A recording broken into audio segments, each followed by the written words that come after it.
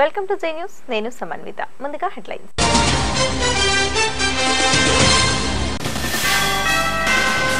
ఇచ్చిన హామీలను ప్రభుత్వం విస్మరించింది. మరోసారి దీక్షకు సిద్ధమవుతున్న కాపు ఉద్యమ నేత.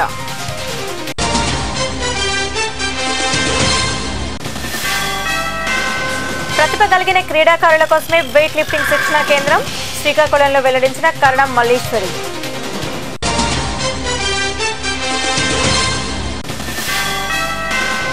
పీజీ కామన్ ఎంట్రన్స్ టెస్టుకు నోటిఫికేషన్ విడుదల. వివరాలు వెల్లడించిన వైస్ ఛాన్సలర్ ముత్యాల నాయుడు.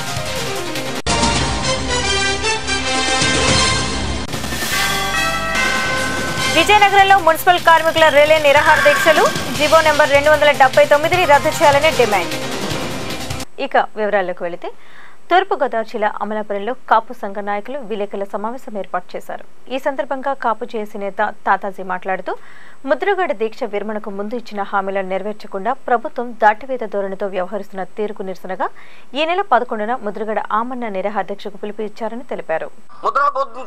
దీక్ష విరామం చేసే ముందు ఏ అయితే హామీలు ఇచ్చారో తక్షణం 500 కోట్లు ఇస్తాన్న హామీలు కంపల్సరీగా అమలు జరగాలి.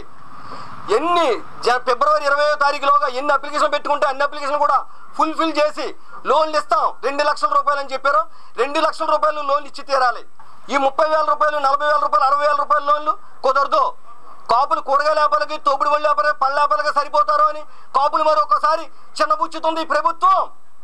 అది కంపల్సరిగా మేము నొక్కి రొక్కాయించి మరీ చెప్పగలుగుతున్నాం. ఏం చేతంటే 2 లక్షల రూపాయలు ఇచ్చినా సరే ఇవాళ 2 లక్షల రూపాయలకి ఒక ఆటో రావట్లేదు. మీరు ఇచ్చే 2 లక్షల రూపాయలకి ఇవాళ 2 లక్షలు కాదు 30,000, 40,000 అన్నారు. కాపు జాతిని ఏ స్థితిగతుల్లోకి తీసుకెళ్దామని మీరు కనీసం 70,000-80,000 లేకపోతే గేదె కూడా రావట్లేదే. గేదెలు కూడా మేపుకున్న కాపులు సరిపోరా?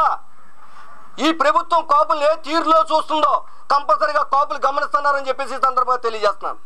మాట్లాడే నాయకులు కానీ మాట్లాడే తీరు కానీ సరిగ్గా అయిన విధానం లేకపోతే యావత్తు కాపు జాతి అంతా కూడా మిమ్మల్ని ప్రతి మీడియాలోని మీరు మాట్లాడే తీరుని కాపు జాతి గమనిస్తుందని చెప్పేసి సందర్భంగా తెలియజేస్తున్నాను. మీరు ఇచ్చిన వాగ్దానాలు వెంటనే 10వ తారీఖులోగా ముద్రల పద్మనాభం గారికి చంద్రబాబు నాయుడు గారి సంతకంతో లిఖితపూర్వకంగా 500 కోట్లు ఇచ్చిన వచ్చిన అప్లికేషన్లు మొత్తం ఫుల్ఫిల్ చేస్తామని, ఏదైతే కమిషన్ ఉన్నాయో ఆ కమిషన్లో 7 నెలల 15 రోజులకి కూడా పూర్తిగా ఫుల్ఫిల్ చేసి మేము కమిషన్ ఫుల్ఫిల్ చేసి కాపుల స్థితిగతులు ఇచ్చి రిజర్వేషన్ దిశగా అడుగులు వేస్తామని చెప్పేసి కూడా హామీ దానిలో అమలు చేయాలని చెప్పేసి సందర్భంగా తెలియజేస్తాను. మీరు 7 నెలల 15 రోజులు ఈ కమిషన్ పూర్తయ్యి కాపుల స్థితిగతులు రిజర్వేషన్ దిశగా అడుగులు వేయకపోతే ఈ తెలుగుదేశం పార్టీలో ఉన్న కాపు మంత్రులు కానీ కాపు ఎమ్మెల్యేలు కానీ 7 నెలల 15 రోజుల తర్వాత మేము రిజైన్ చేసేయడానికి సిద్ధంగా ఉన్నాం ఈ జాతి గురించి అని మీరు ఉంటే మీడియా ముందుకు వచ్చి చెప్పండి. అది పద్మనాభం గారు కంపల్సరిగా గమనిస్తారు. ఆయన ఏ వస్తు కాపు జాతి ఏదైతే ఆయన నమ్ముతుందో ఆ కాపు జాతి నుంచి వచ్చే మాటల్ని ఆయన స్ఫూర్తిగా తీసుకుని డిసైడ్మెంట్ కూడా ఆయన తీసుకుంటారని చెప్పేసి ఈ సందర్భంగా తెలియజేస్తున్నాను. శుభకార్యాలలో వారిదే అగ్రతాంబూలం. నిత్యం పసిడి దగదగల మధ్య సాగే స్వర్ణకారుల వ్యాపారం ఇప్పుడు వెలువెలబోతోంది.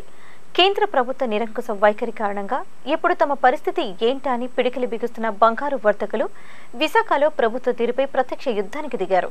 జీవీఎంసీ గాంధీ విగ్రహం వద్ద గత 10 రోజుల నుంచి బంగారు వర్తకులు ఆందోళన చేస్తున్నా ప్రభుత్వం పట్టించుకోకపోవడం విచారకరమని వర్తక సంఘ నాయకులు ఆవేదన వ్యక్తం చేశారు.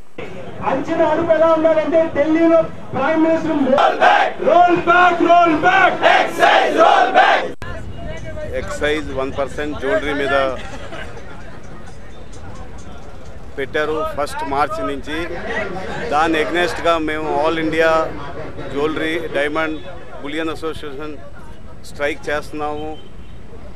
చాలా గవర్నమెంట్తో మా డిస్కషన్ జరిగింది, కానీ వాళ్ళు చూస్తాము, చెప్తాము, మాట్లాడతాము అని అంటున్నారు. కానీ దీని మీద ఇప్పటి వరకు ఏ డిసిజన్ తీసుకోలేదు.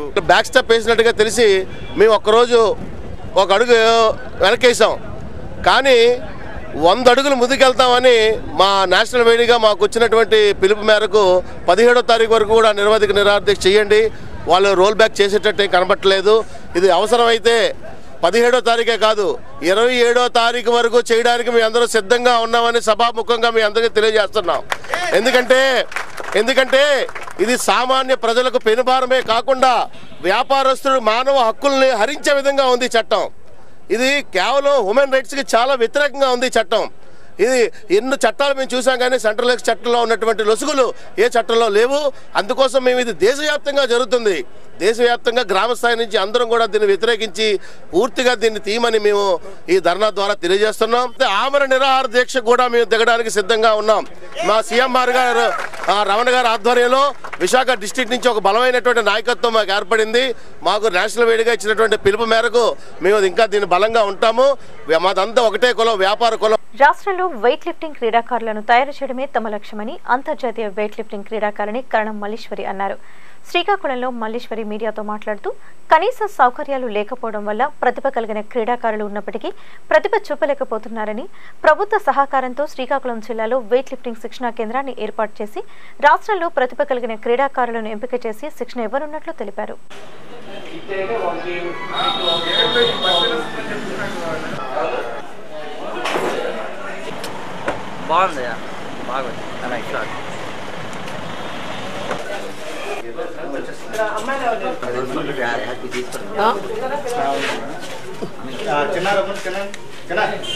నిన్నటి నుంచి టాలెంట్ టచ్ కోసం నేను నిన్నటి నుంచి మాట్లాడుతాను. చాలామంది మన పాత వెయిట్ లిఫ్టర్స్ని వాళ్ళని కాల్ చేయడానికి కూడా ట్రై చేస్తున్నాను.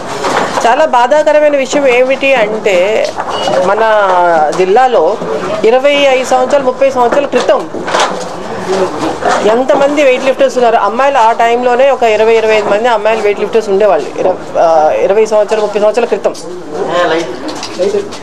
అంటే అప్పుడు అమ్మాయిలు ఇంట్లోంచి బయట రానిచ్చేవాళ్ళు కాదు. చాలా ఇవి ప్రాబ్లమ్స్ ఉండేవి. అమ్మాయిలు బయటకు వెళ్ళకూడదు, వచ్చేయకూడదు. అలాంటప్పుడు కూడా 25 మంది 30 మంది వెయిట్ లిఫ్టర్స్ ఉండేవాళ్ళు.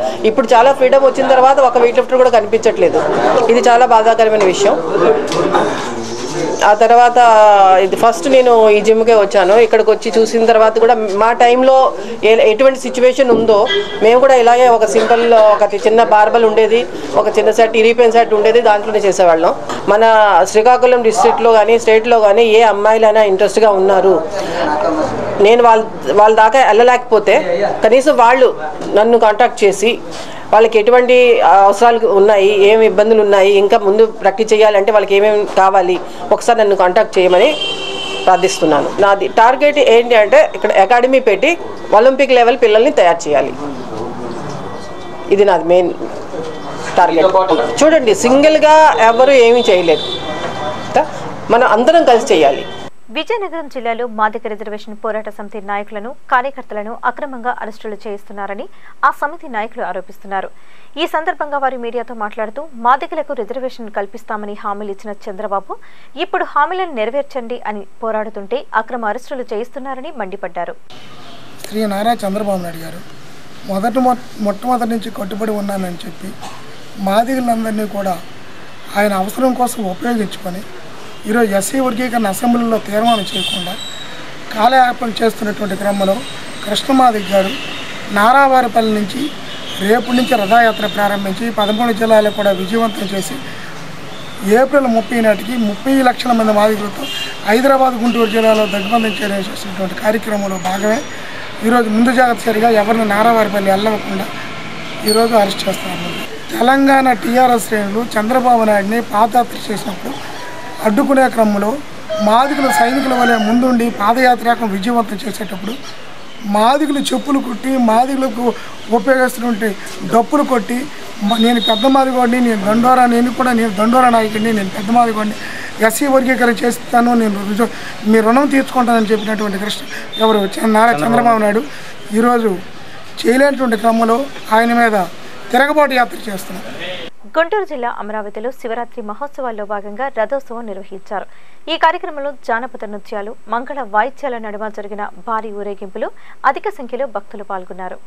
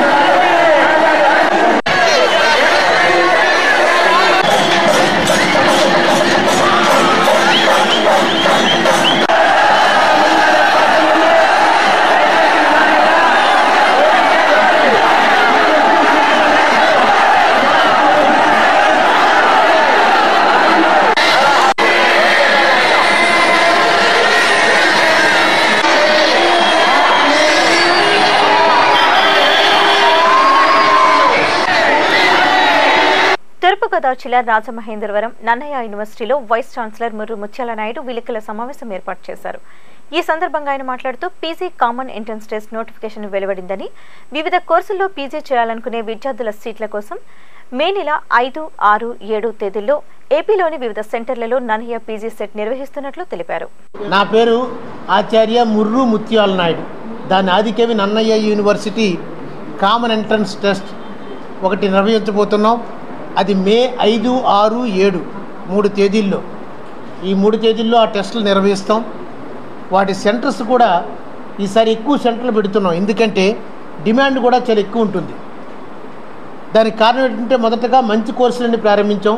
ఎక్కువగా సైన్సెస్లో మీరు చూసారు లేదో, మేము ప్రారంభించే కోర్సులు కూడా ఎలా అంటే ఉద్యోగాలు పిల్లలకి ఎక్కడ ఎక్కువ వస్తాయో అటువంటి కోర్సుల్ని మేము ప్రారంభించాం.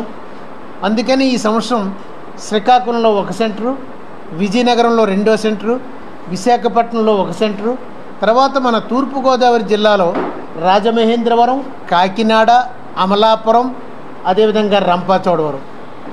ఇకపోతే పశ్చిమ గోదావరి జిల్లాలో ఏలూరు, భీమవరం, జంగారెడ్డిగూడెం ఇక్కడ. తర్వాత విజయవాడ ఎలాగూ మనకి క్యాపిటల్ సిటీ లాంటిది కాబట్టి అక్కడ విజయవాడలో కూడా ఒక కేంద్రాన్ని, అంటే పరీక్షా కేంద్రాన్ని సెలెక్ట్ చేసుకున్నాం.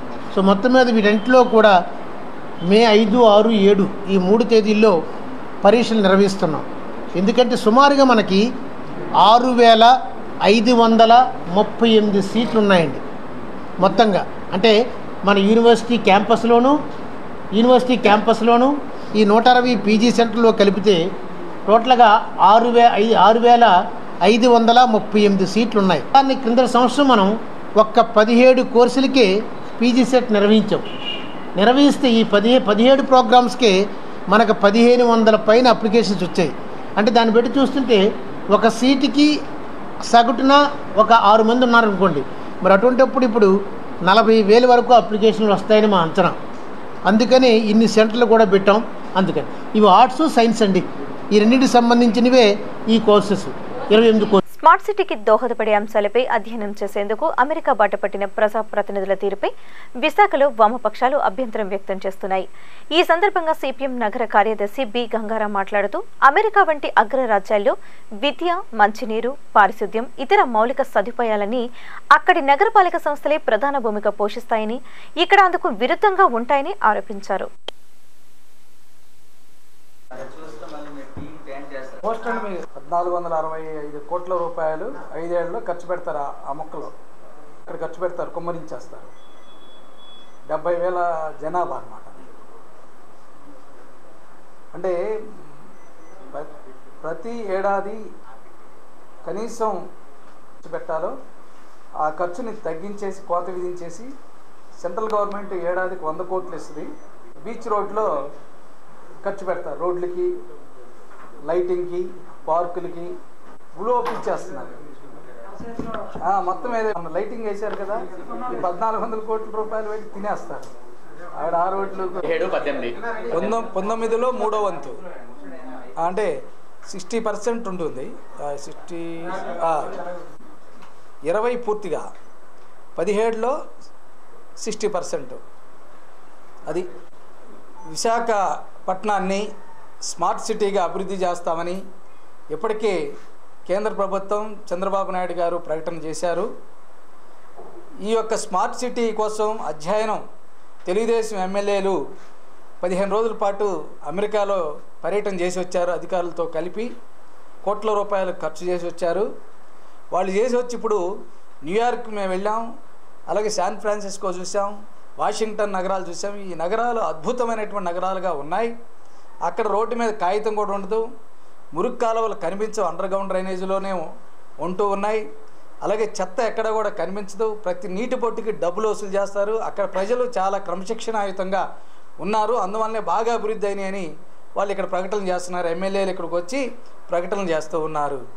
అంటే విశాఖపట్నం వాళ్ళు క్రమశిక్షణ రహితులా అని మేము అడుగుతూ ఉన్నాం ముఖ్యమంత్రులు, అలాగే తెలుగుదేశం ఎమ్మెల్యేలని. అంటే విశాఖ నగరం 20 లక్షల ప్రజలు క్రమశిక్షణ లేకపోవటం వల్ల అభివృద్ధి కాలేదా? లేకపోతే తెలుగుదేశం అంతకుముందు కాంగ్రెస్ పరిపాలించింది వాళ్ళ యొక్క అసమర్థత వలన విశాఖ నగరం అభివృద్ధి కాలేదనేటువంటిది నేను ప్రశ్నిస్తూ ఉన్నాను. విజయనగరం జిల్లా మున్సిపల్ కార్యాలయం ఎదుట AP municipal workers employees union కార్మికులు సిఐటియు ఆధ్వర్యంలో రిలే నిరాహార దీక్షలు చేపట్టారు. ఈ సందర్భంగా సిఐటియు నాయకులు మాట్లాడుతూ మున్సిపల్ కార్మికులు పొట్టగొట్టే విధంగా ప్రభుత్వం విడుదల చేసిన జీవో నెంబర్ 279ని రద్దు చేసే వరకు దీక్షలు విరమించేది లేదని స్పష్టం చేశారు. కానీ ఇప్పుడు అది చేయలేదు కాబట్టి మోకుమ్మడిగా ఇప్పుడు దాన్ని రద్దు మొన్నే చేయొచ్చారు. అంతకుముందు కౌన్సిల్ అయినప్పుడు మనం వింత పత్రాలు ఇచ్చాం, మధ్యలో ధర్నా చేసాం, విప్రదం చేసిన మీకందరూ కూడా మన సిఐటియు తరఫున మన రాష్ట్ర మున్సిపల్ ఇచ్చిన మీ అందరికీ కూడా ధన్యవాదాలు తెలియజేస్తూ పోరాటం కొనసాగిస్తారు. రద్దు చేయాలి 279 జీవోని వెంటనే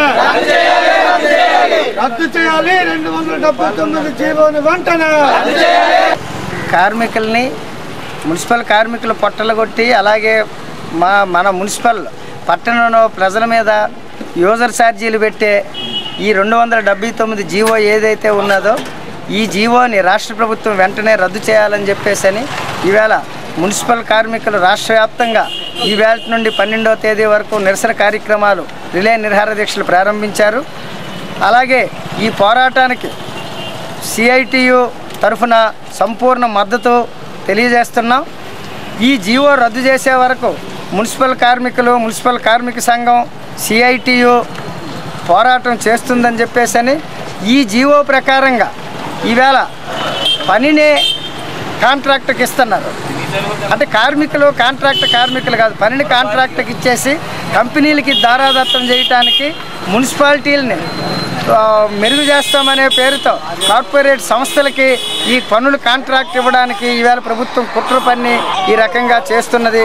అలాగే ఈవేళ డిఎంఏ చెప్తున్నాడు ఇది ఎందుకు ఇస్తున్నామని చెప్పేసానంటే కార్మికులు పనిచేయడం లేదని చెప్పేసాను. శ్రీకాకుళం జిల్లా జలమూరు మండలం శ్రీముఖలింగంలో కొలువుతీరిన పురాతన శైవక్షేత్రం శ్రీమధుకేశ్వర ఆలయంలో శివరాత్రి ఉత్సవాల్లో భాగంగా వంశధార నదిలో చక్రతీర్థ స్నానాలు ఘనంగా నిర్వహించారు. నదీ వాహనంపై పార్వతీ పరమేశ్వరులు వేంచేసి తిరువీధి ఉత్సవాలు నిర్వహించి వేద పండితులు వేద మంత్రోచ్చరణల మధ్య శాస్త్రోక్తంగా ఈ ఉత్సవాలు నిర్వహించి వంశధార నదిలో పవిత్ర పుణ్యస్నానాలు ఆచరించారు. ఈ ఉత్సవాల్లో పాల్గొనేందుకు రాష్ట్ర నలుమూలల నుండి అధిక సంఖ్యలో భక్తులు పాల్గొన్నారు.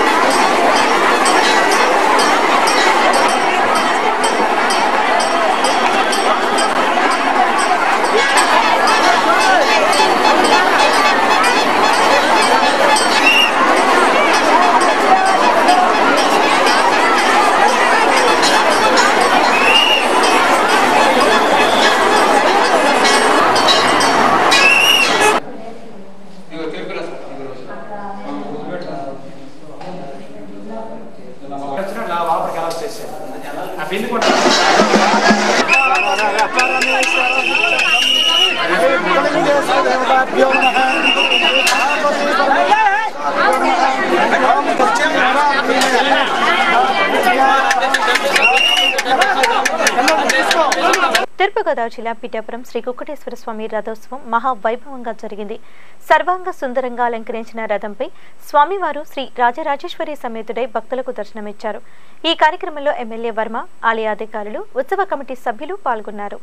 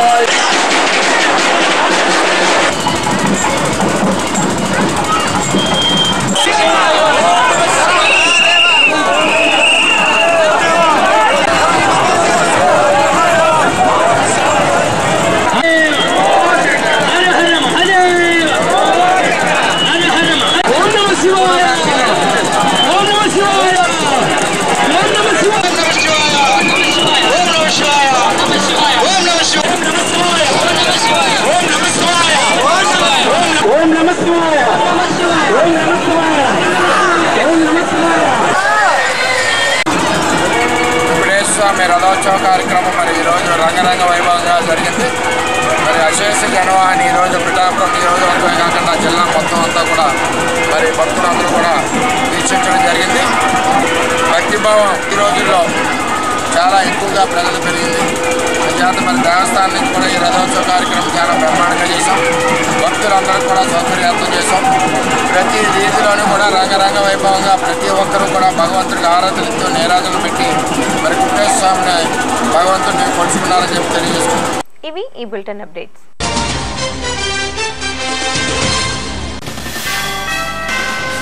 ఇచ్చిన హామీలను ప్రభుత్వం విస్మరించింది.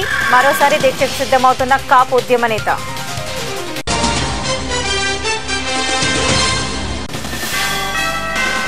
ప్రతిభ కలిగిన క్రీడాకారుల కోసమే వెయిట్ లిఫ్టింగ్ శిక్షణ కేంద్రం శ్రీకాకుళంలో వెల్లడించిన కరణం మల్లీశ్వరి.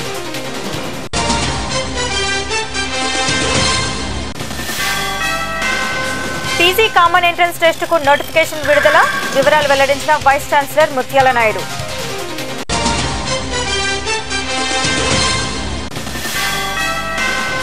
విజయనగరంలో మున్సిపల్ కార్మికుల రిలే నిరాహార దీక్షలు. జీవో నెంబర్ 279ని రద్దు చేయాలని డిమాండ్. మరిన్ని అప్డేట్స్తో మీ ముందుంటాం. Keep watching Zee News. ఇది ప్రసాగడం.